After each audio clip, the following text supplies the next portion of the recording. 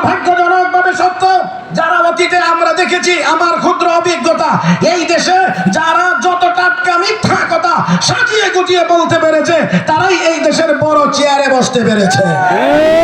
আমরা আজকের এই সম্মেলন থেকে এই আহ্বান জানাই, এই উদাত্ত আহ্বান, বাংলাদেশের মসনদে আমরা আর কোনো মিথ্যাবাদীকে দেখতে চাই না।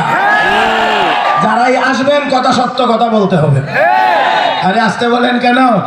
যারাই আসবেন, যারাই চেয়ারে আসবেন, মিথ্যা কথা বলে আসা যাবে না, অবশ্যই সত্য কথা বলতে হবে। 2 নম্বর, ওয়াইদা ওয়াদা আখলাফা, মুনাফিকরা ওয়াদা করলে ওয়াদা লঙ্ঘন করে। আমরাও যেন আর কোনো ওয়াদা লঙ্ঘনকারীকে আমরা দেখতে না পাই। আমরা চাই যতটুকু বাস্তবায়ন করা যাবে ততটুকুর ওয়াদা যেন করা হবে। ওয়াইদা তুমিনা খানা, মুনাফিকের আরেক আলামত হলো তারা আমানতের খেয়ানত করে। বাংলাদেশের টাকা দিয়ে যেন আর কোনোদিন কানাডার বেগমপাড়া তৈরি না হয়। মুহতারাম হাজিরিন, ঘড়ির কাঁটার দিকে তাকায় আমার কথা বলতে হয়।